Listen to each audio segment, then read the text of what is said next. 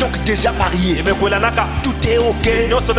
Dans votre petite maison. Peut-être qu'il y a même déjà des enfants ou pas encore. En tout cas, peu importe. Et l'homme constate que la femme qu'il appelait chérie, vraiment est têtue comme une noix.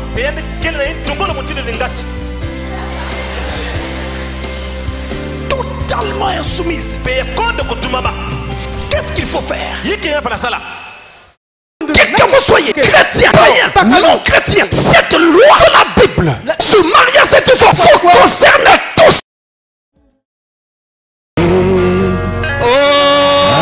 Traverser les jours d'un tout seul, je n'aurai pas à traverser les jours d'un tout seul. Jésus est mort pour expier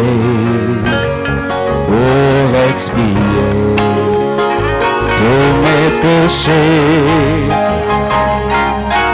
Lorsque je veux réparer l'obscurité, il m'attend. Je n'aurai pas à traverser les jours d'un tout seul. Je n'aurai pas à traverser les jours d'un tout seul. Dieu, notre Père Céleste, nous nous tenons de nouveau devant ta face, parce que ta miséricorde nous a permis d'avoir ce moment devant toi. Et c'est sous ton sang que nous nous approchons, Seigneur. Prions qu'au travers de l'étude d'aujourd'hui, la miséricorde de Dieu se révèle à nous et la parole nous est accordée, Seigneur, par la puissance du Saint-Esprit. Puisse toutes choses être entièrement sous ton contrôle et que Jésus seul soit glorifié dans nos cœurs et en ce lieu-ci. À toi, nous avons recommandé ce culte et partout nos frères sont réunis en ton nom, au nom de Jésus-Christ. Amen. Amen.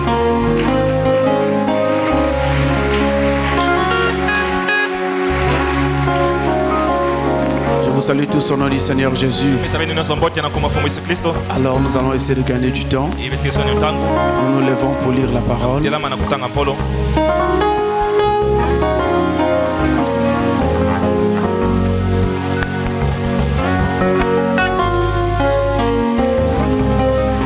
Matthieu chapitre 19. Nous allons du verset 1 au verset 3. Du verset 1 au verset 3.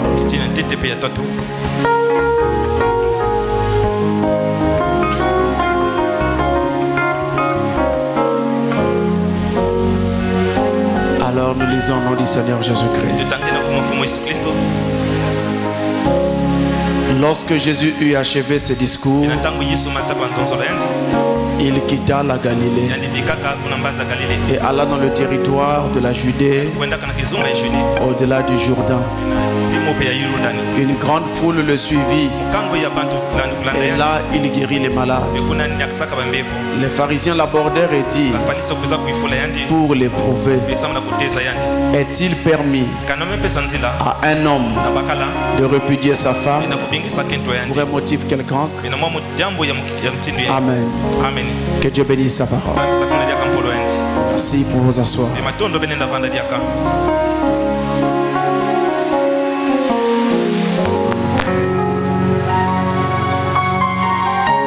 Alors aujourd'hui, nous abordons la quatrième et dernière partie de notre étude sur mariage et divorce. J'ai constaté aujourd'hui que nous sommes exactement le 21 février. Et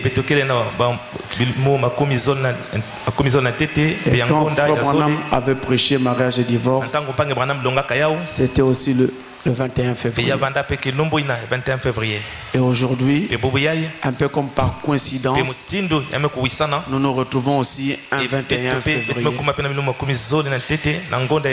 Alors je pense que devant Dieu, il n'y a vraiment pas de hasard. Nous bénissons son nom. Et la partie que nous allons donc étudier aujourd'hui prend l'allure d'une sorte de question-réponse pour répondre à un certain nombre de questions que nous n'avons peut-être pas pu aborder lors des 3 premières parties de l'enseignement. Dans la première partie, nous avons parlé du commencement au commencement et nous avons montré comment est-ce que nous sommes partis de la première alliance à la seconde alliance qui était basée sur le sexe. Et après, nous avons montré comment en fait la femme était responsable dans ce qui était arrivé. Dans la deuxième partie, nous avons parlé du choix d'une épouse pour permettre aux gens de savoir alors comment doit donc se faire le choix, en tout cas depuis le commencement, où vous sentez que vous avez de l'amour pour une personne jusqu'à ce qu'on arrive à la cérémonie de mariage. C'était cela le but de notre leçon sur le choix d'une épouse. Et nous avons montré les étapes du mariage là-dedans, les 3 particulières étapes. La cour qu'on appelle encore la fréquentation. Il y a ensuite les fiançailles qu'on appelle encore le vœu, l'engagement, les promesses. Et enfin, vous avez la cérémonie de mariage. Alors, les vœux sont encore appelés les promesses. Et vous allez voir que quand Frère Branham parle du vœu ou de l'étape de fiançailles comme étant encore appelé les promesses, il utilise toujours le pluriel. Les promesses. Le plus souvent, il parle au pluriel. Et justement, il y a 2 promesses. La promesse que fait l'homme à sa future épouse et la promesse que fait la future épouse à son futur époux. Donc, cet échange de promesses. Et c'est pourquoi c'est toujours au pluriel. En général. Mais ensuite, nous avons parlé du divorce. C'était la 3e partie de notre leçon. Alors aujourd'hui, nous allons donc parler de que faire en cas de question pour pouvoir donc ramasser l'ensemble des choses que nous n'avons pas pu voir au travers des 3 leçons précédentes. Et nous voulons ici, on va donc dire en quelque sorte combler des vides et vous permettre de savoir de façon directe que quand il y a ceci, on fait cela. C'est le but que nous poursuivons aujourd'hui. Et je voudrais que vous puissiez constater que nous avons 3 phases autour du mariage. Il y a la période avant le mariage, il y a la période durant le mariage, pendant le mariage, et il y a la période après le mariage. C'est-à-dire si le mariage est rompu par un divorce, par la mort, peu importe. Donc c'est la phase après le mariage. Donc on a avant, pendant et après. Et donc pendant ces 3 phases, justement il y a des questions que nous nous posons. Il y a des questions qui nous viennent à l'esprit. Et d'ailleurs j'ai remarqué au culte dernier, il y avait des gens qui avaient posé des questions, mais je n'ai pas répondu. Je n'ai pas répondu parce que je savais que ces questions-là seront naturellement abordées lors du culte d'aujourd'hui. Alors suivons ce que Dieu va nous dire et regardons si nos questions ne sont toujours pas répondues. Je ne sais pas si nous pourrons tout prendre, mais nous allons vraiment essayer de notre mieux.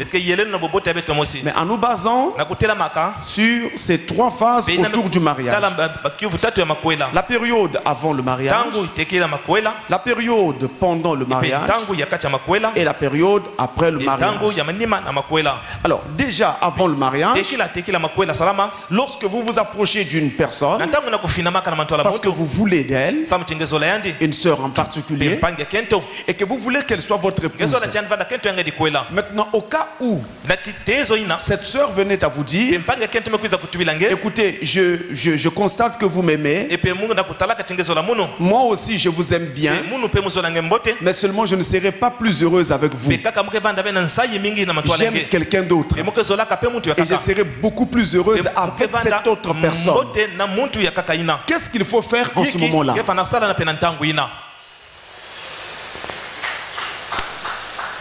Vous avez demandé la main à une sœur.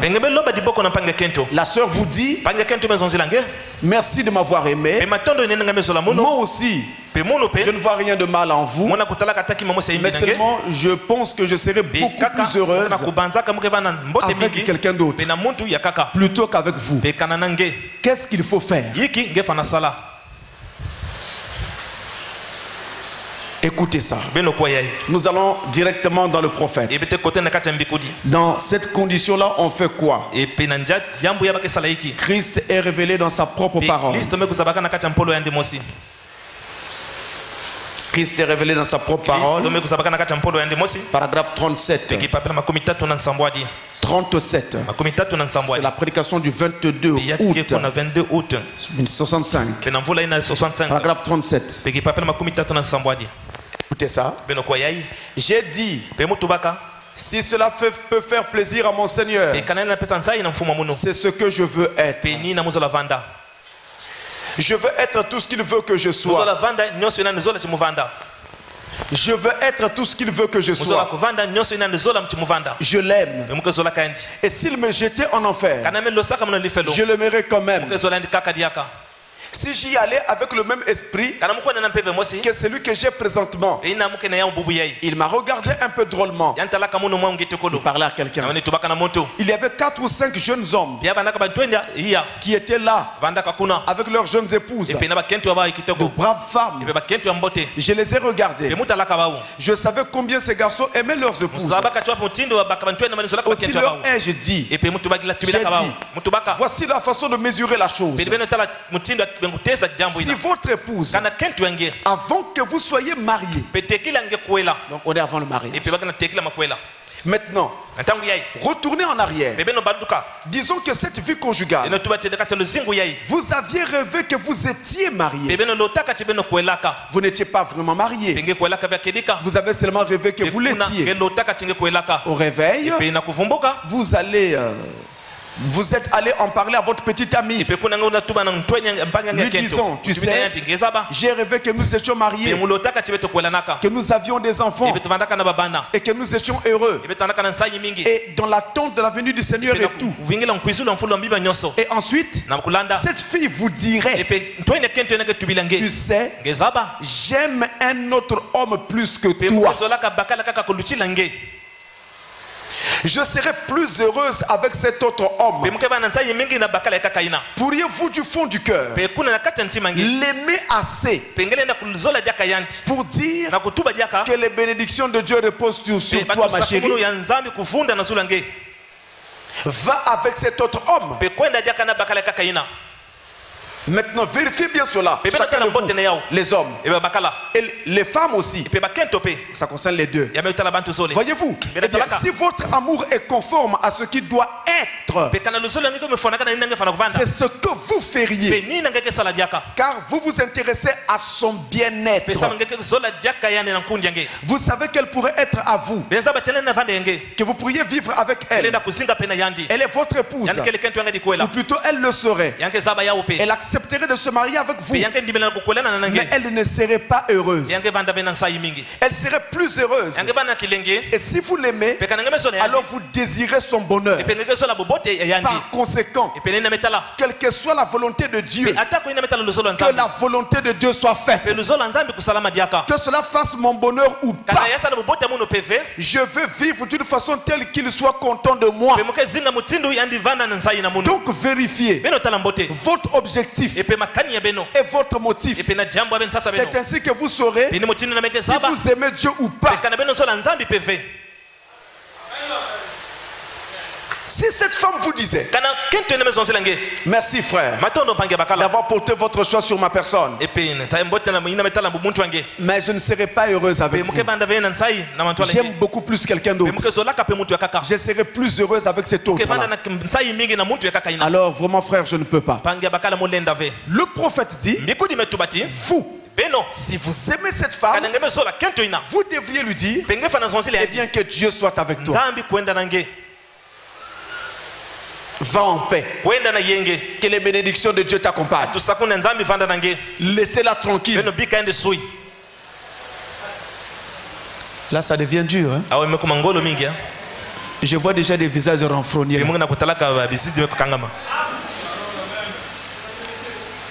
Ah oui, parce que les gens ont l'habitude d'avoir des pensées complètement arrêtées. Moi, la femme que je dois épouser, c'est celle-ci. Ah, femme là.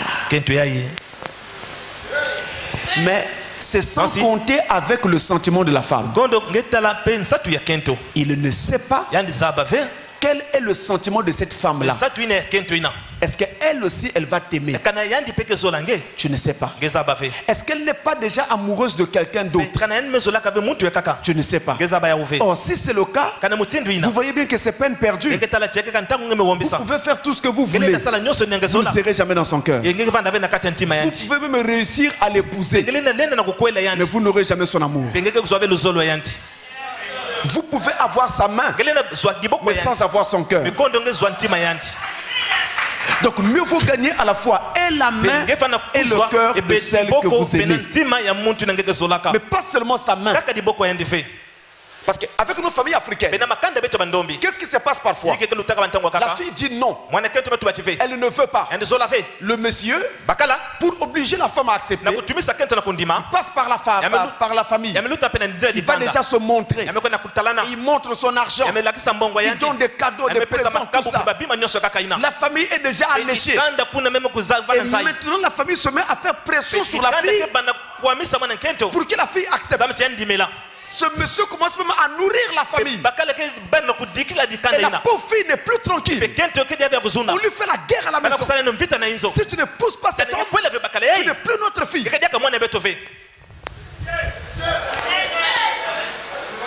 Elle pourrait même aller jusqu'à accepter. Vous auriez gagné sa main, mais vous n'allez pas gagner son cœur. Parce que dès le départ, elle ne vous avait pas aimé. Frère, le mariage, ce n'est pas une question que nous devons vivre pendant une semaine. Ce n'est pas l'affaire d'un mois ou d'une année. C'est l'affaire de toute une vie. Ayez affaire à quelqu'un que vous pouvez aimer. Et quelqu'un aussi qui vraiment vous aimera en retour. Mais pas l'amour dans un seul sens. Et c'est l'occasion de vous dire que les mariages par défaut ne marchent pas. C'est-à-dire, qu'est-ce que j'entends par mariage par défaut? Je voulais bien épouser un tel. C'est elle la personne de ma vie. Mais comme je n'ai pas pu l'épouser, j'épouse seulement celle-ci. Donc celle que vous prenez là, ce n'est pas un amour. C'est par défaut. Faute d'avoir eu celle que vous avez aimée, que vous prenez celle-ci. Ça c'est un mariage par défaut. C'est la même chose avec un homme. Si vous vous mariez avec un homme que votre cœur ne souhaite vraiment pas épouser, parce que votre cœur est attaché à quelqu'un d'autre, mais vous ne l'avez pas eu, alors par défaut, vous vous reportez sur un autre homme. Je vous le dis, dans la maison, ça se sentira. Vous ne serez jamais à l'aise. Et vous verrez que vous allez vous énerver très facilement pour des choses qui n'en valent pas la peine. Parce que vous n'êtes pas à l'aise. Vous ne vous retrouvez pas.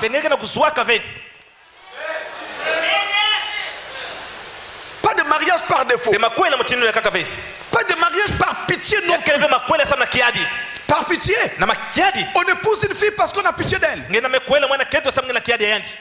Peut-être parce qu'elle est pauvre. Ça, ce n'est pas l'amour. Ça, c'est de la pitié. Vous épousez une fille parce qu'elle est orpheline. Ça, c'est la pitié. Ce n'est pas l'amour. Nous voulons des mariages par amour. Et il faut aussi éviter les mariages où l'amour va dans un seul sens.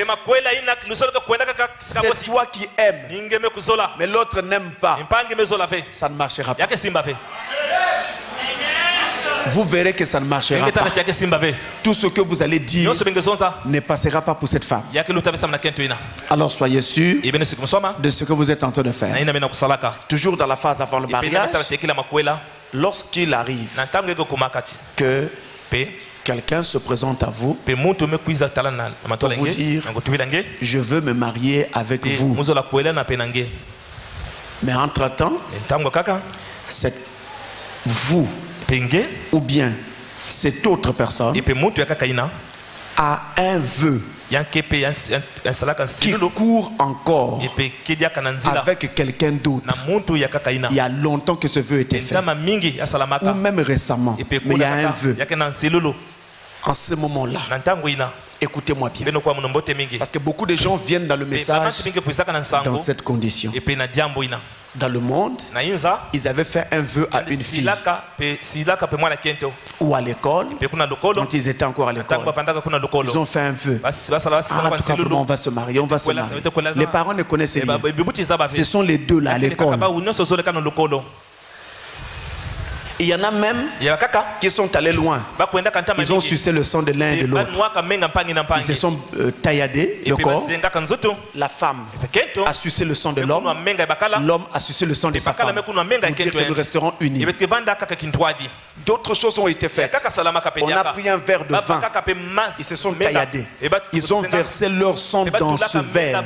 L'homme met son sang, la femme met son sang. Il remue. Et l'homme boit, la femme aussi boit pour dire nous resterons unis. C'est un vœu. C'est une alliance. C'est des choses que je ne vous demande pas de faire. Et je ne vous encourage pas à faire des choses. Ce sont des choses très dangereuses. Très dangereuse parce que si jamais la personne avec qui vous avez fait ce genre de choses avait des attaches avec des démons, si par aventure vous êtes possédé de ces esprits-là, frère, je lève ma main. Voilà des esprits qui deviennent très forts à chasser, difficiles à chasser. Parce qu'en ce moment-là, il y a une alliance entre toi et ces esprits.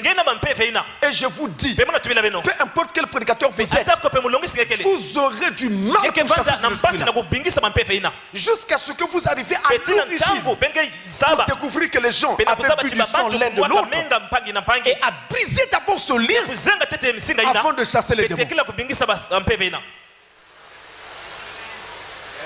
Donc c'est compliqué, mes amis. Alors, vous avez un vœu. Donc voici ce que je vous dis. Quand vous avez un cas comme ça, vous êtes venu au message. Ne pensez pas que le message annule ce que vous avez fait dans le monde. Non. Ce que vous avez fait court toujours. Donc Donc, normalement, et c'est Pasteur Francis qui vous le dit, vous devez épouser la personne avec qui vous avez fait ce vœu. Même si maintenant, vous êtes dans la parole et que cette personne est restée dans le monde, allez prendre cette personne, mariez-la. Pasteur, mais c'est un païen. C'est une païenne. Comment puis-je l'épouser? Moi je suis dans le message. Faux. Et si vous étiez marié déjà depuis le monde avant de venir au message, toi tu crois, mais la femme dit ton message je ne crois pas. Tu allais faire quoi? La chasser? Non. Oh, ce vœu que vous avez fait dans le monde vous marie, vous lie. C'est la raison pour laquelle je vous dis, allez épouser cette personne. Épousez-la. Ne venez pas nous embrouiller ici. Pasteur, tu vois, c'était à l'école, je ne comprenais pas encore. Là on était dans les ténèbres.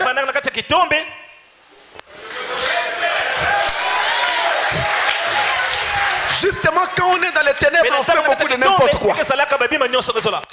Et vous devez supporter ça. Allez l'épouser. Épousez-la. Mais pasteur, il était parti. On ne s'entend plus. Cherchez les moyens si vous pouvez vous entendre.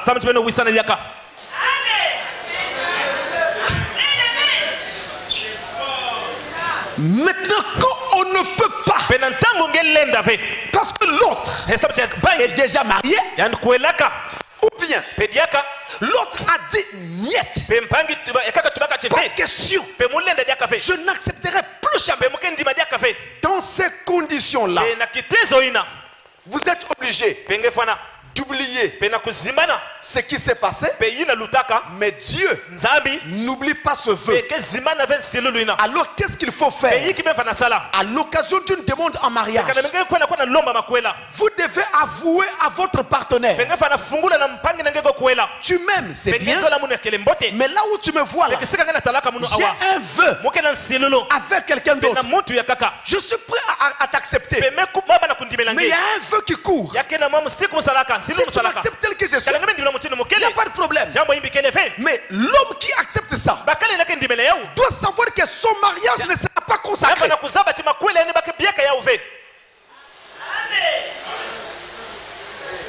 Pas de consécration. Parce qu'il y a un feu. Et si c'est l'homme qui avait un feu, lui aussi doit dire à sa femme, vraiment je t'aime bien, je veux que tu deviennes mon épouse. Mais seulement moi j'avais fait une promesse à une femme avant, je ne peux plus l'épouser. Est-ce que tu m'acceptes tel que je suis? Si elle accepte, très bien, mais ils doivent savoir qu'il n'y aura pas de conséquences. Nous viendrons, nous allons célébrer votre joie, nous allons manger ce que vous allez nous amener, mais nous allons vous refuser notre prière.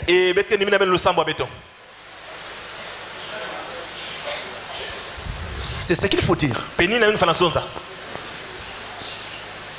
Vous voyez que c'est sérieux. Et je m'adresse à tous les jeunes gens et à tous ceux qui ont ce problème. Quand vous venez au message et que vous avez un problème de vœu dans le monde, ne vous précipitez pas à rompre ce vœu sous prétexte que je suis dans la parole, je dois me débarrasser de la sale vie. Ne faites pas ça. Venez d'abord en parler au pasteur. Vous lui présentez votre cas. Parce que chaque cas ressemble à lui-même. tous les cas ne se ressemblent pas. Donc le pasteur va examiner votre cas et voir qu'est-ce qu'il en est réellement. Parce que vous pouvez être en train de penser que c'était un vrai vœu. Pendant qu'à la lumière de la parole, sous l'examen du pasteur, il peut être démontré que ce vœu était faux. Et donc,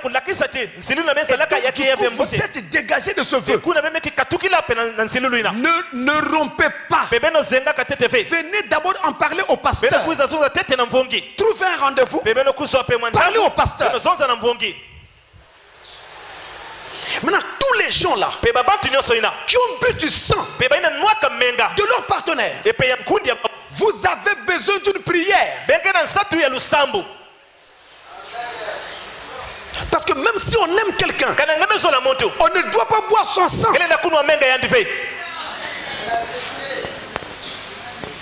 Ça, ce n'est pas seulement que criminel, mais c'est aussi idolâtre. Vous avez besoin d'une prière de délivrance. Vous traînez un esprit. Et l'esprit de cette fille-là ne vous quittera jamais jusqu'à ce qu'on ait prié pour vous. Et cet esprit-là va hanter tes nuits. Même si tu te maries, le lit conjugal sera hanté par l'esprit de cette fille. Ou de ce garçon. Il faut être délivré. C'est une alliance. Elle doit être brisée. Ça, c'est des choses qu'il ne faut jamais faire. C'est comme les gens qui ils écrivent le nom de leur bien-aimé sur la main, sur le bras. Ils utilisent des produits, ils mettent le nom. Et après, quand ils sont divorcés, ils veulent aussi divorcer de leurs bras.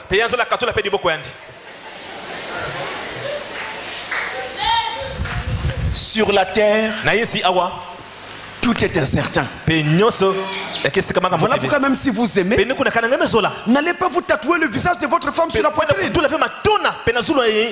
ou sur le bras, ou l'avant-bras. Ça ne sert à rien. Parce que le jour que ça n'ira plus, vous aurez des problèmes. Parce que chaque jour, vous allez être obligé de voir le nom de la sorcière que vous avez chassée.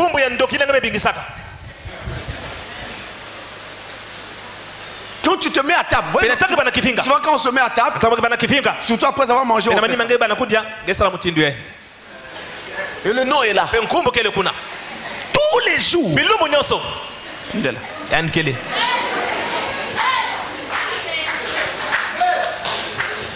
Ne faites pas ça. Frère Branham avait Hop avant, mais il ne savait pas que Hop devait mourir. Même s'il l'avait aimé. Mais Hop est morte.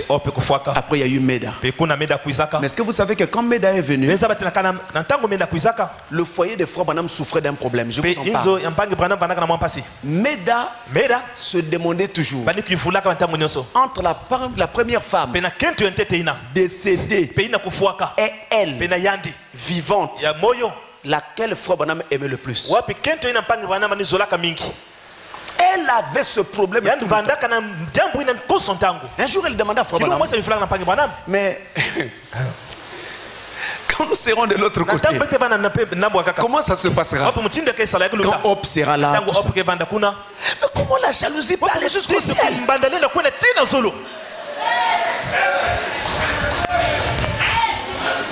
Donc vous voyez, l'autre était déjà décédé. Mais il voulait quand même faire la différence. Bon, laquelle tu aimais le plus? Entre moi et Hop. Vous voyez? Maintenant, imaginez que dans un cas comme celui-là, vous avez le nom de Hop là sur le bras de Branham. Je crois qu'une femme comme Meda allait demander, mais aussi mon nom sur l'autre bras. Comme ça, de temps en temps, quand tu vois Hop ici, de l'autre côté, tu vois Meda.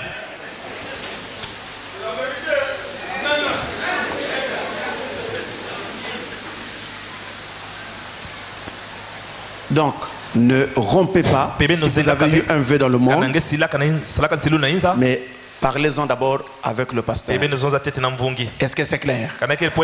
On a posé aussi la question. Nous sommes toujours dans la vase avant mariage. Est-ce que l'homme aussi doit confesser sa vie passée à celle qu'il est tenté de prendre en mariage? C'est-à-dire, au moment du mariage, au moment du vœu là, confesse ta vie. La sœur confesse. Frère, toi aussi confesse. Non. L'homme ne confesse pas sa vie à sa femme. 1 Corinthiens chapitre 11, versets 8 à 9. Alors, je ne vais pas lire tous les passages. Je lirai simplement là où vraiment je veux vraiment me focaliser vraiment, là où je vais vraiment appuyer. Dans 1 Corinthiens 11, verset 8 à 9, il est dit que l'homme n'a pas été créé pour la femme, mais c'est la femme qui a été faite pour l'homme. Donc l'homme n'a rien à confesser. Mais attention, l'homme aura quelque chose à confesser si dans son passé il y a un vœu avec une femme qui vit encore, ou alors s'il est divorcé, il doit le confesser à celle qu'il est tenté de prendre en mariage. C'est de ça qu'il est question. Maintenant, toujours dans la phase avant mariage, vous vous êtes entendus, nous allons nous marier. Arrivé chez les parents disent non, nous ne voulons pas de ce mariage. Toi tu es de telle ethnie et tu ne peux pas épouser un homme de telle autre ethnie. Comme ça se fait parfois en Afrique. Vous le savez. Ou alors, toi tu es de tel rang social. Pas question d'épouser un homme de tel autre rang social. Pas question. Vous avez déjà fait un vœu. Et arrivé chez les parents, ils disent on annule ce mariage. Annulation de mariage. Qu'est-ce qu'il faut faire? Eh bien mes amis, vous voyez maintenant pourquoi dans ce tabernacle nous ne demandons jamais aux gens de faire les vœux avant d'avoir parlé d'abord aux parents. Parce que si vous faites un vœu avant et qu'ensuite les parents disent non, vous êtes divorcé. Et ça vous cause un problème devant Dieu. Donc nous devons d'abord aller voir les parents après avoir fini avec le pasteur de l'église, voir d'abord les parents pour que les parents donnent leur avis. Si ils ont donné leur accord, en ce moment-là, nous avançons. S'il n'y a pas d'accord, nous n'avançons pas. Et notez que dans le livre des Nombres, au chapitre 30, du verset 3 au verset 6, je répète, Nombre, chapitre 30, verset 3 à 6, il est dit que quand une fille sous tutelle, donc chez son père et sa mère, ou chez un oncle, elle vit sous tutelle, elle ne dépend pas d'elle-même. Si elle va faire un vœu dehors, et que son père, sa mère, son oncle le découvre,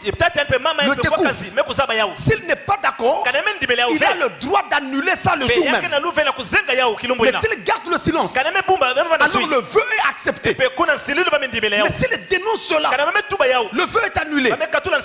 Donc vous voyez que selon la Bible, les parents ont le droit de dire oui ou non au mariage de leur fils ou de leur fille. Les deux.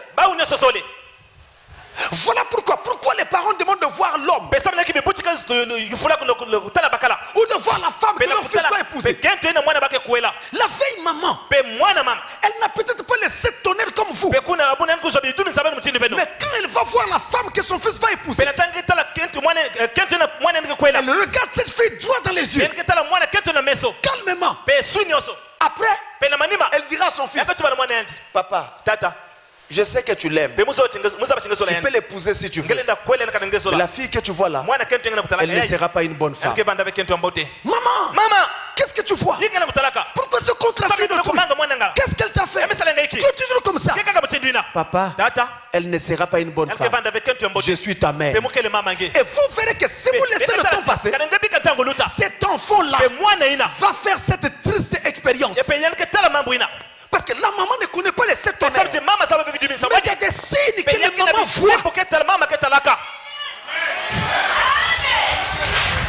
Et elle peut te dire, la femme que tu veux épouser, c'est des problèmes que tu es parti ramasser.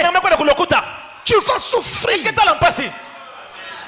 C'est une femme peut t'appauvrir. Amen. Une femme peut te faire voler. Une femme peut te rendre misérable.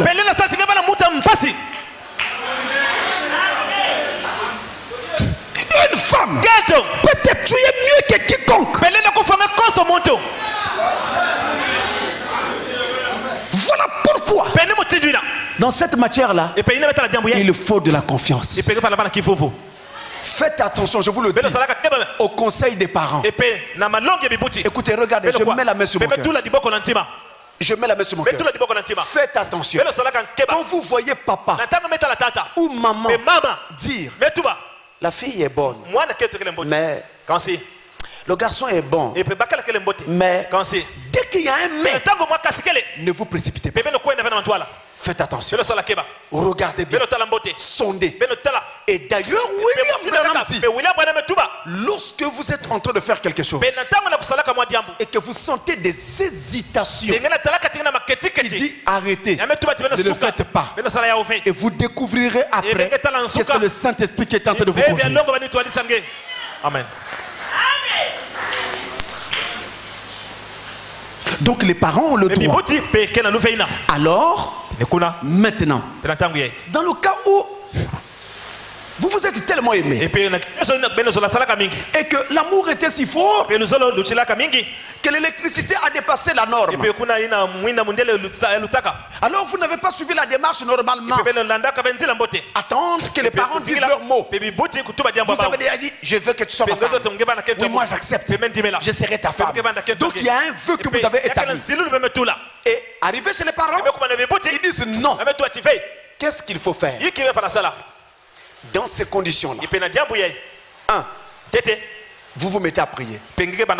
Alors ça sera jeûne, prière, jeûne, prière, pour que Dieu descende du ciel et change la décision des parents. En second lieu, vous devez convaincre les parents.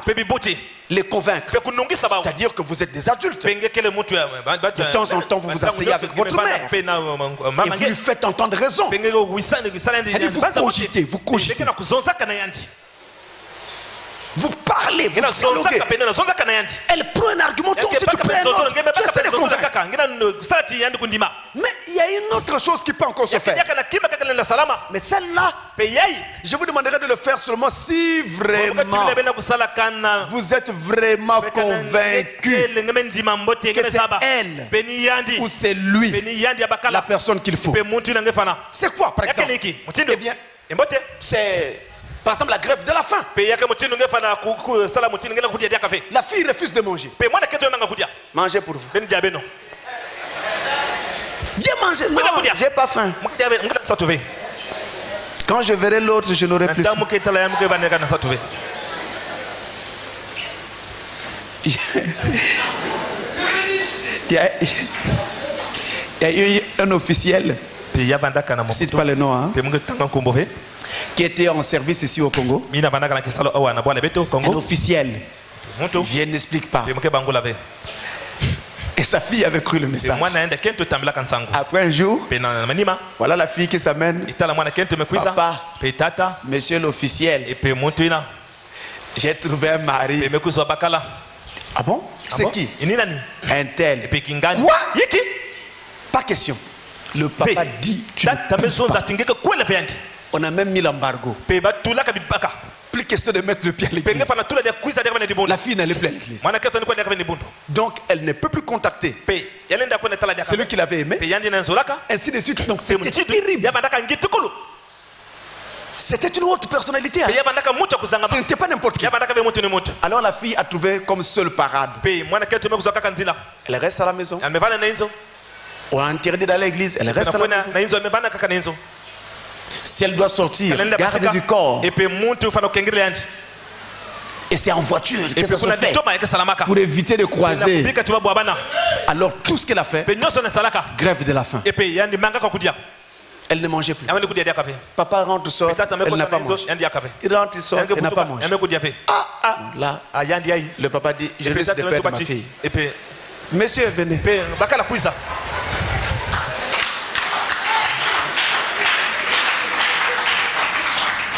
Et c'est comme ça que cette fille a gagné ce mariage. Ainsi que ce garçon aussi. Mais ce n'était pas facile. Je vous dis, ce n'était pas facile. Je vous épargne les détails. Maintenant, on est dans le cas où on est dans le mariage. Vous êtes dans le mariage. Donc déjà marié. Tout est ok. Dans votre petite maison. Peut-être qu'il y a même déjà des enfants ou pas encore. En tout cas, peu importe. Et l'homme constate que la femme qu'il appelait chérie, vraiment est têtue comme une noix.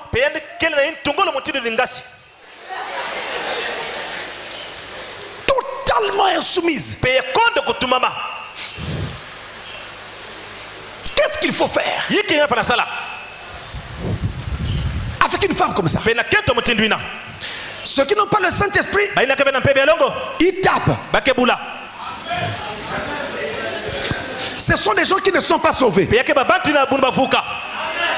Je n'ai pas entendu un amen. Non, chez les frères, chez les frères. Amen.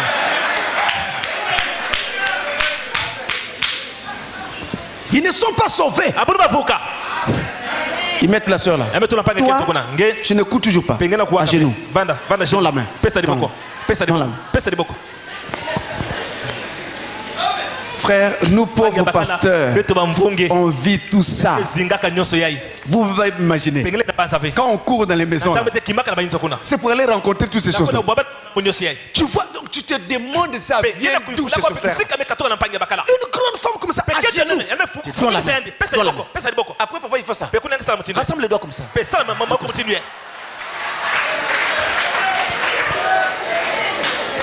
Les souvenirs de l'école primaire. Quand vous voyez comme ça, c'était des gens que les maîtres tapaient beaucoup à l'école primaire.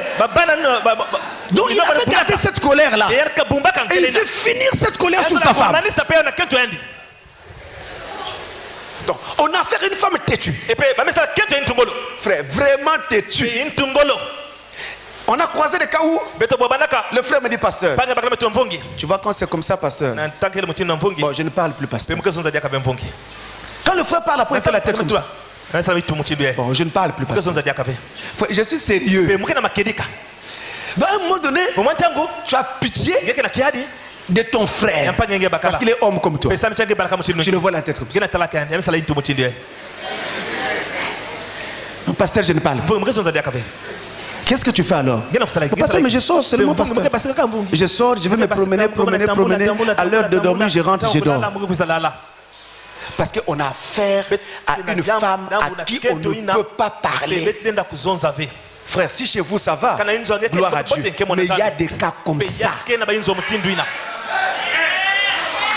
Alors, déjà, dans 1 Pierre 3, le verset 1, la Bible exige à la femme d'être soumise à son mari.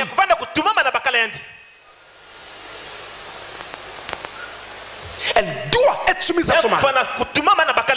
Et le prophète te dit, si une femme n'est pas soumise à son mari, qu'elle n'essaye pas de se donner le nom de chrétienne, parce qu'elle ne l'est pas. Vous devez être soumise à votre mari. La soumission à votre mari ne fait pas de vous des esclaves. Mais c'est une chose que Dieu demande pour garder le foyer dans l'harmonie. Et pendant ce temps,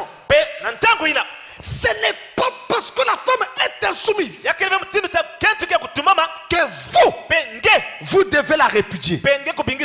Non, ce n'est pas la parole. Oui, l'insoumission de la femme vous donne le droit de la répudier. Mais ça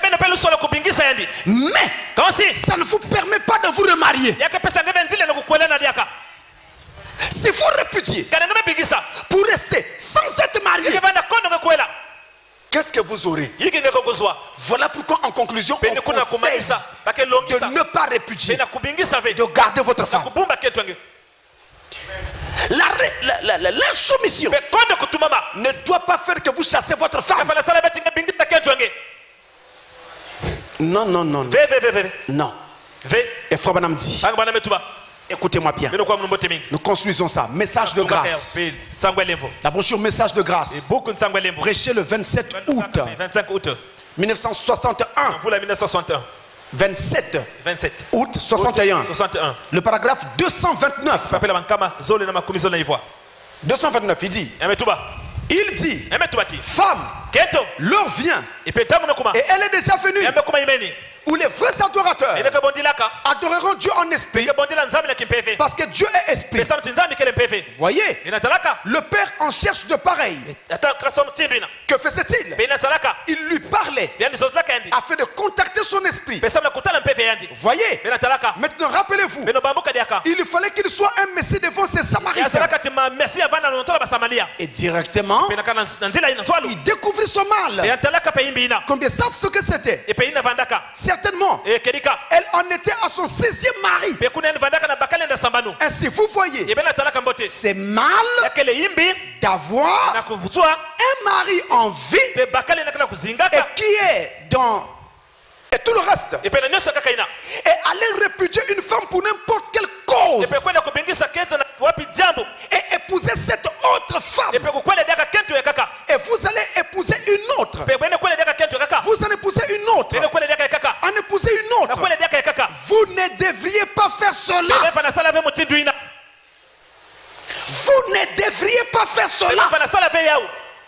On ne peut pas répudier une femme pour n'importe quelle cause et aller se remarier. Non, vous ne devriez pas faire ça. Donc ne répudiez pas votre femme parce qu'elle est têtue. Et il y a vraiment des femmes têtues. Tu parles, elle te regarde. Tu as l'impression que elle est en train de te dire, si tu continues à faire du bruit, je vais te donner un coup de tête. Et il y a des femmes qui sont fortes. N'allez pas vous amuser, vous les hommes. Après on va entendre des cris dans cette maison. Les gens viennent. Monsieur, mais laissez la femme. Laissez la femme. Quand on défonce la porte, c'est le monsieur qui est en train de crier. C'est lui qui est en train de te taper. Il y a des femmes qui sont fortes, ne vous amusez pas. Surtout des femmes qui sont corpulentes. Si elles te donnent le dos de la main, tu vas aller tomber sur le lit.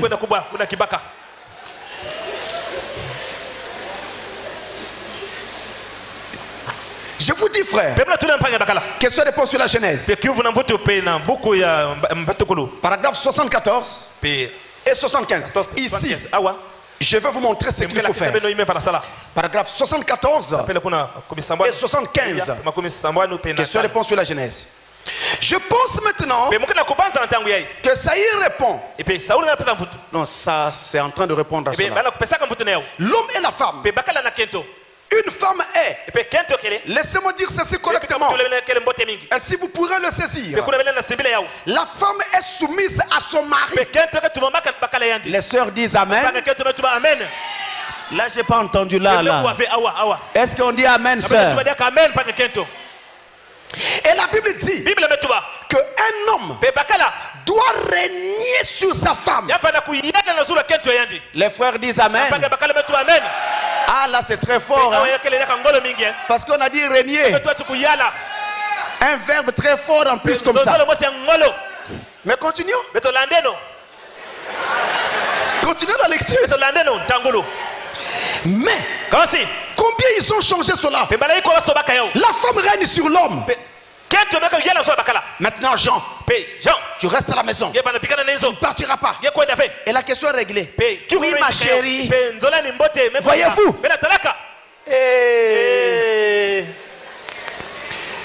Un homme comme ça, c'est une poule mouillée. Vous avez déjà vu la poule quand on lui met de l'eau?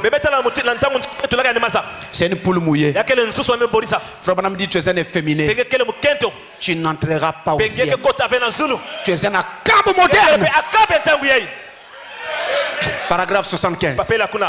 Mais laissez-moi dire quelque chose. Messieurs. Ah, maintenant suivez, messieurs. Laissez-moi dire quelque chose, messieurs. Vous allez devoir répondre pour votre femme. Mais votre femme ne répondra jamais pour vous. Vous êtes le chef de la femme. Et Dieu est le chef de l'homme. Par conséquent, il dit que l'homme coupe ses cheveux à cause de Christ. Et que la femme les laisse pousser. Car si elle coupe les cheveux, elle déshonore son mari. Voyez-vous? Voyez-vous ce que je veux dire d'après ce que l'Écriture dit? Vous hommes, vous répondrez devant Dieu. Si votre femme se perdait. Mais si vous vous perdez, la femme ne répondra pas pour vous. Parce que la responsabilité est entre vos mains. La responsabilité de la femme et des enfants que Dieu vous a donnés, c'est entre vos mains. Donc vous allez répondre. À cause de cette responsabilité. Je lirai un autre passage un peu plus tard. À cause de cette responsabilité, eh bien ce que vous devez faire, c'est aider cette femme. C'est-à-dire, de temps en temps, vous vous asseyez et vous parlez pour lui montrer comment on fait, comment on parle. De temps en temps, vous priez pour elle sans qu'elle ne sache que vous êtes en train de la conduire en prière.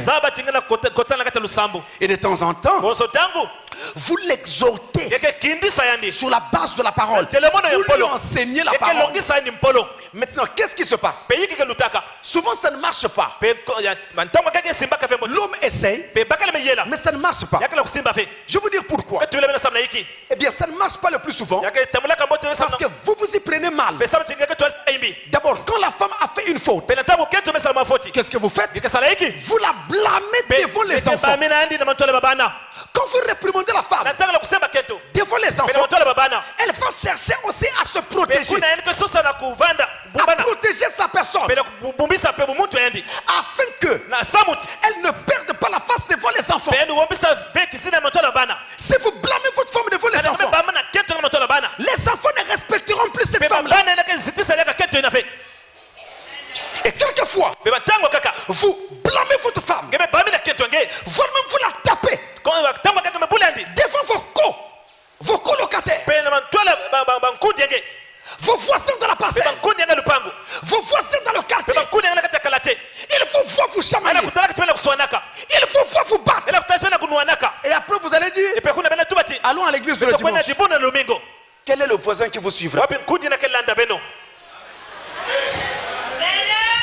Quel est le voisin qui vous suivra? Oh, quand on veut parler à sa femme ou à son mari, on vient dans la chambre calmement, silencieusement, on parle. Le but, c'est corriger quelque chose qui ne va pas et non pas que l'autre entende. Il faut qu'il m'entende. C'est un mauvais esprit. Homme ou femme, c'est ça justement de parler, juste pour échanger et montrer sa désapprobation. Et alors, tout va bien. Si vous avez un foyer où les enfants n'ont jamais vu papa et maman se chamailler, c'est une grande bénédiction pour ces enfants. Mais ces foyers sont rares. Vraiment rares. Parce que les enfants peuvent constater que papa ne parle pas à maman. Maman ne parle pas à papa. Je vais manger.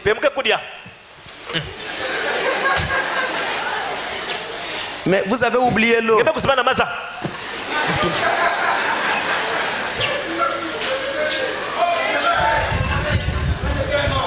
On vit des théâtres dans les maisons. On ne peut même plus regarder l'homme. Hein?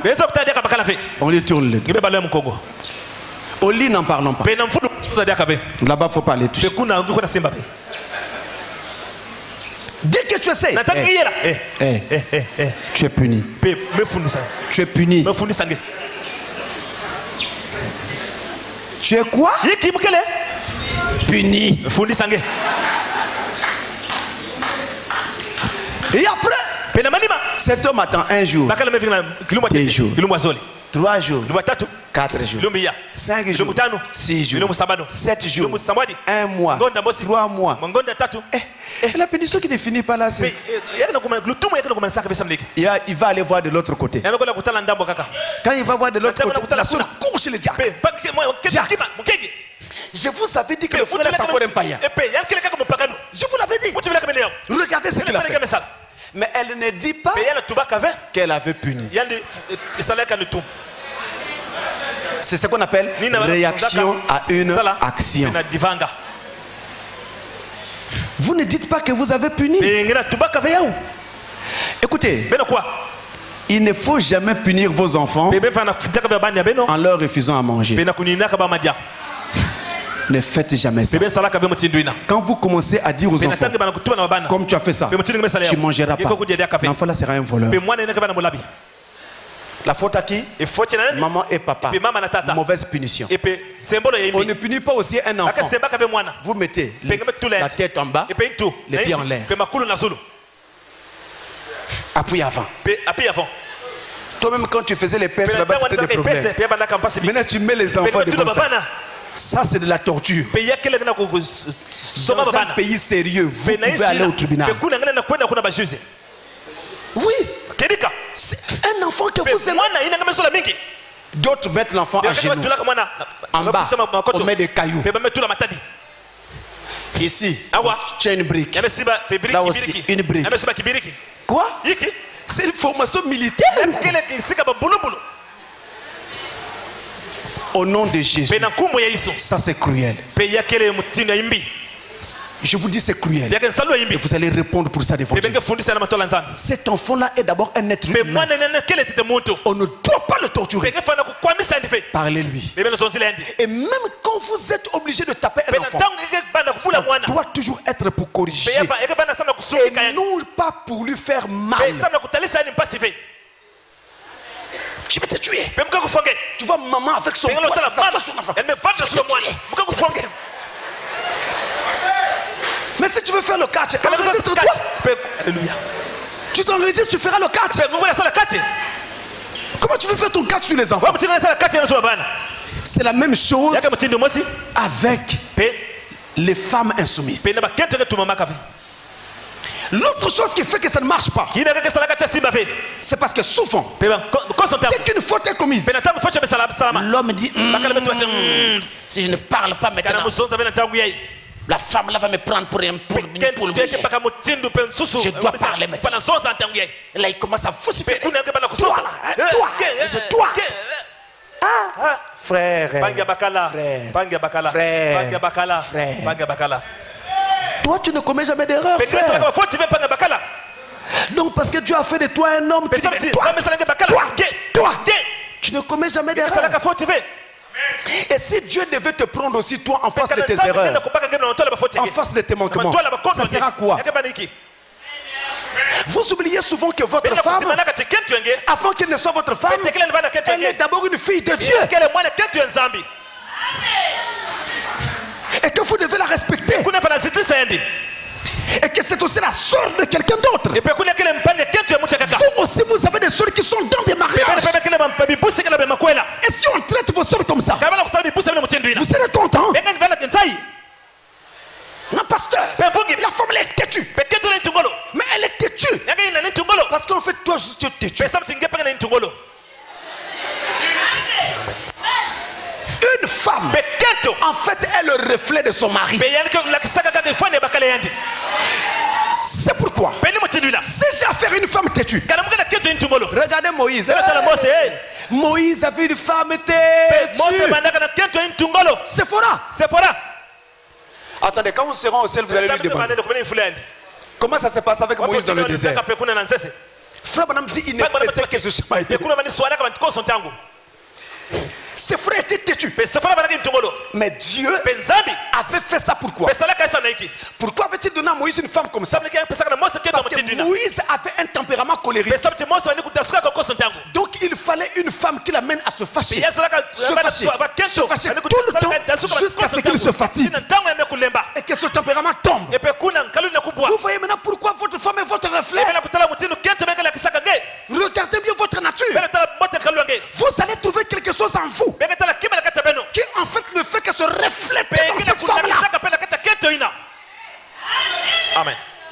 Donc, quand vous avez fait quelque chose de mal, évitez de corriger le problème sur le champ. Parce que là, les nerfs sont tendus. Si vous parlez, il y aura du feu. Donc, taisez-vous. Laissez passer des choses.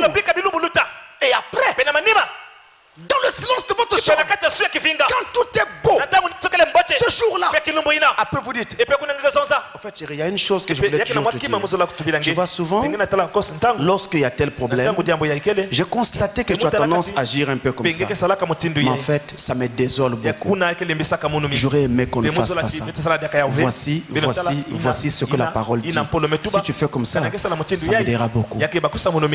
C'est tout. C'est passé. Pourquoi vous voulez toujours qu'on sache que vous avez raison? Et ça, la femme aussi peut dire à son mari, si elle a constaté quelque chose. Chérie, viens. J'ai constaté que tu bois trop. Là, tu deviens une dame Jeanne vivante. À force de fermentation, la dame Jeanne finira par exploser. Voilà pour cette question de femme têtue. Aidez-la par le conseil et par la prière et par l'exhortation. Aidez-la, mais ne divorcez pas. Et évitez toujours de corriger un problème à chaud. Vous verrez que tout sera bien. Amen. Amen. Souvent à la maison, c'est ça. Oh non. On va voir ça après. Faites d'abord seulement ça. L'atmosphère redevient normale. Et la vie est normale. Mais une maison où tout le monde ne fait que crier.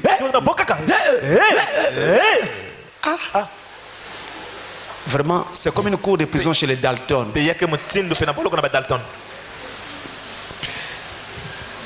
Et là maintenant il faut trouver Joe Dalton. C'est qui? Celui qui cause trop de problèmes. Il est court mais il cause trop de problèmes. Dans les maisons il y a un Joe Dalton.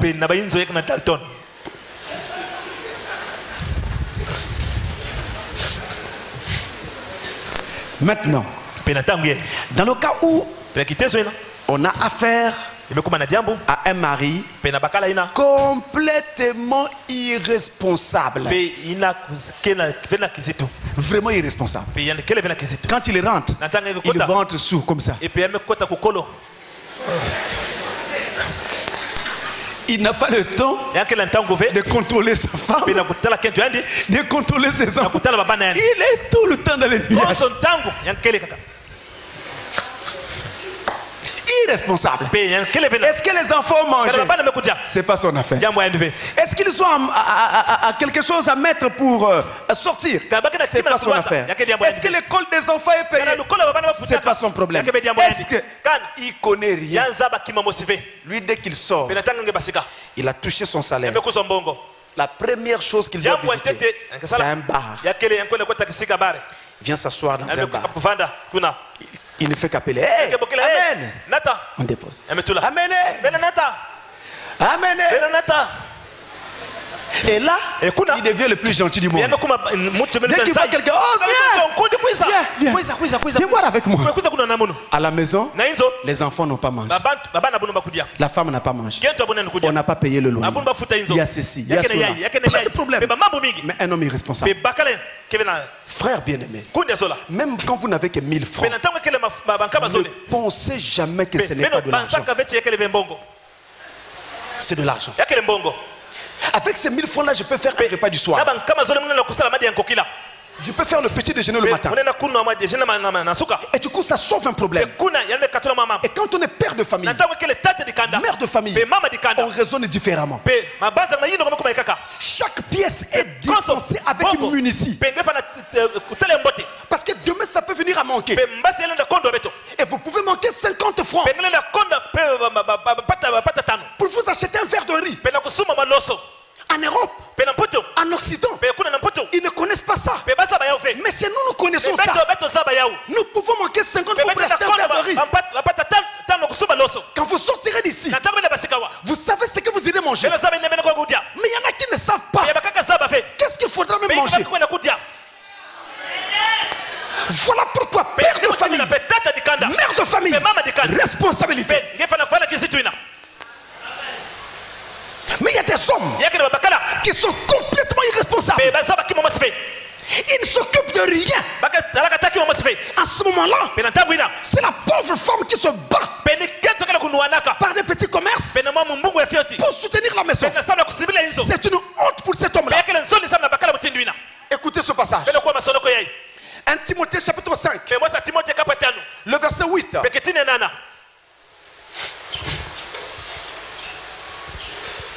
1 Timothée 5, verset 8. Il est dit,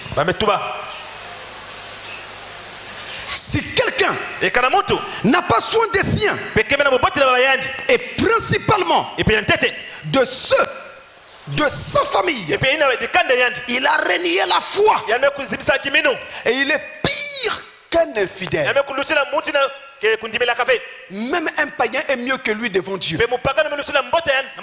Parce qu'il ne s'occupe pas de sa famille. Le vrai père de famille doit s'occuper de sa famille. Vous voulez vous marier? Non, je dois me marier. Je dois me marier parce que une fois marié, la soeur te dit, ah frère, tous les jours on ne mange que le makwala. Vraiment là je suis fatigué. Si je ne mange pas le makwala, reste pour toi. Tu as vu l'argent? Reste pour toi. Mais c'est pas ça la réponse qu'il faut lui donner. Ce n'est pas ça la réponse. Ta réponse est pécheresse. Tu devrais lui dire, ah chérie, je comprends. Vraiment, je suis désolé. Mais pour le moment, je n'ai encore rien. Contentons-nous d'abord de ça. Elle va te comprendre. Mais comment tu lui dis non, mange? Si tu ne manges pas, tu restes pour toi. Mais de toute façon, quand tu auras faim, tu viendras manger. Et la femme à qui tu parles comme ça, et quand vous serez seul, tu vas encore l'appeler chérie. Comment tu vas l'appeler chérie? Pour lui dire quoi? Et sur quelle base? Parce qu'elle ne compte pas pour toi. Un vrai mari doit être capable de se tuer pour que sa femme mange. Je n'ai pas dit que tu dois aller te pendre.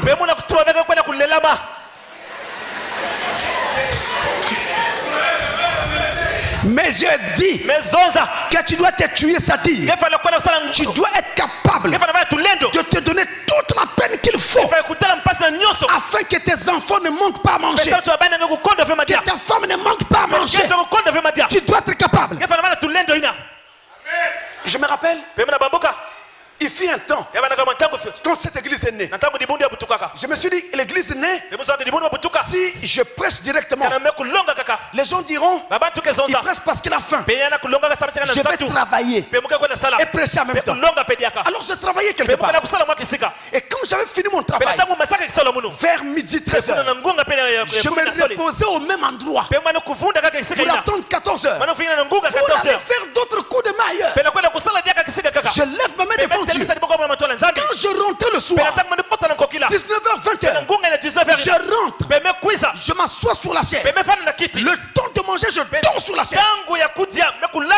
Ma mère est devant Dieu. Mais je le faisais pourquoi? Pour que ma femme ne manque de rien. Et que les enfants ne manquent de rien. Je me suis donné à fond comme ça. Et ceux qui me connaissent dans cette ville savent. J'ai travaillé. Jusqu'à ce que le poids de l'œuvre de Dieu m'oblige à démissionner. J'ai démissionné. Je l'ai fait. Et c'est ça la vraie vie, mes amis. Tu veux épouser une fille de toi et tu es conscient qu'il y a une limitation de moyens. Ne te marie pas. Mais si tu te maries, il faut assumer la responsabilité. Vous arrivez là où dorment les enfants. Vous regardez là où dorment les enfants. Vous criez. Quoi? Même les cochons.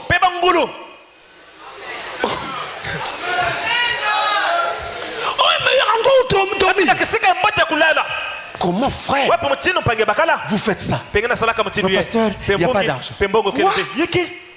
Il y a des hommes, quand vous les voyez, surtout quand on vient à l'église, veste, cravate, très bien. Maintenant, regardez la femme. Regardez les enfants.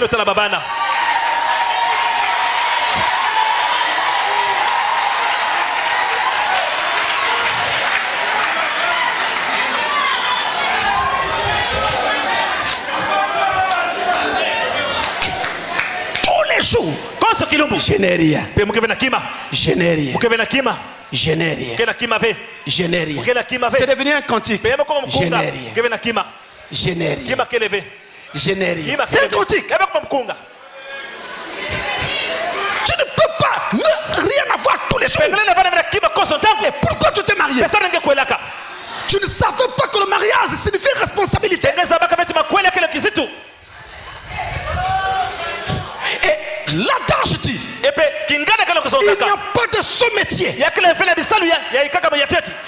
que des gens qui sont insensés, qui ne travaillent pas, qui croisent les bras, qui vivent même chez leur femme. C'est la femme qui nourrit. La femme fait tout. C'est mauvais. Et vous dites que vous allez à l'enlèvement. Quel enlèvement? Quel enlèvement? Frère Branham a marié un couple. Il n'avait pas une belle maison. Il vivait dans une caisse. Oui. Un conteneur. Il y avait des trous partout. William Branham est allé les voir. Avant de rentrer, il regarde par le trou. Oh, imaginez votre pasteur en train de regarder par un trou. Ça serait un scandale. Pasteur, quand vous espionnez les gens comme ça, Branham est en train de regarder par le trou. Et qu'est-ce qu'il voit? L'homme a pris sa femme, l'a fait asseoir sur ses genoux. Après, il lui dit, chérie, voici le peu que Dieu nous a donné. Ça ne suffit pas déjà pour manger. Mais quand je venais, je suis passé devant un magasin. J'ai vu une robe. Oh là là. Aussitôt, je me suis imaginé toi dans cette robe-là. Et j'ai vu que ça tirait très bien. On va prendre cet argent, on va l'acheter cette robe. La femme dit non, on n'a rien à manger. Comment tu veux qu'on achète? L'homme dit non, on doit acheter. La femme dit non, mangeons avec cet argent. L'homme dit pour manger, je vais sortir me battre. Mais entre-temps, on t'achète d'abord la robe. Vous entendez ça? Vous qui dites toujours, je n'ai rien. Je n'ai rien. Je n'ai rien.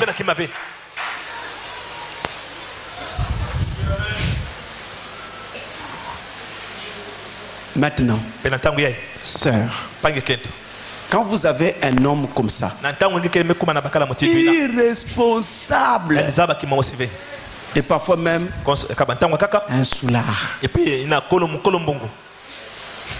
c'est-à-dire quand il rentre là, il est en train de grincer ses dents. Après avoir bu. Là, la sœur voit son malheur. Qui m'avait envoyé?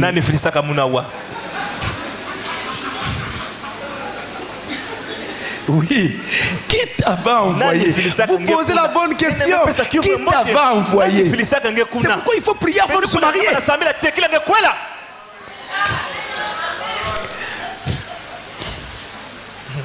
Maintenant, qu'est-ce que tu dois faire, ma soeur? Tu ne quittes pas le foyer. Peut-être que tu pensais le pasteur va dire quand c'est comme ça, fouillez le foyer. Non, tu restes.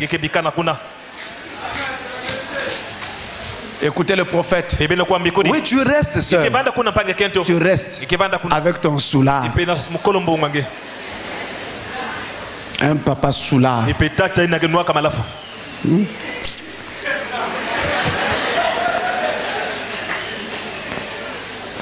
Et vous êtes étonné que l'Afrique n'avance pas. Mais quand on a des papas soulards comme ça, comment ça va avancer? Hébreux chapitre 6. Deuxième partie. La brochure Hébreux chapitre 6. Deuxième partie. Paragraphe 305. Ah, je dois faire vite maintenant. Je pourrais m'en aller et être tout le temps absent. Mais balader tout simplement à travers le pays et la laisser presque mourir de faim.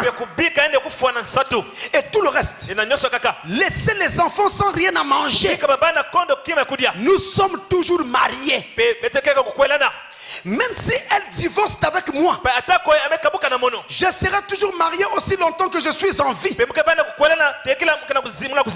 fait ce vœu jusqu'à ce que la mort nous sépare. C'est vrai. Nous sommes toujours mariés. Et pourtant, je pourrais être un mari lamentable. Et elle pourrait être une épouse lamentable. Ainsi, nous nous aimons. Nous restons ensemble. Et nous portons le fardeau ensemble. Portez le fardeau. En quoi faisant? Vous allez prier pour votre mari. Quand il répond ses esprits, quand le vin est passé, vous exhortez votre mari. Ainsi de suite. Et vous priez. Un jour, Dieu fera quelque chose. Mais ne divorcez pas. Restez avec votre mari. Portez le fardeau de la vie ensemble. Très bien. Écoutez maintenant ceci. Qu'en est-il quand on s'est marié avec un non-croyant, un païen, un incrédule? Et cette question rejoint également la question concernant la personne qui se marie avec quelqu'un d'une autre foi, qui est d'une autre religion. Par exemple, l'islam. Ou alors le bouddhisme. Toi tu es chrétien, mais tu te maries avec un bouddhiste. Une bouddhiste.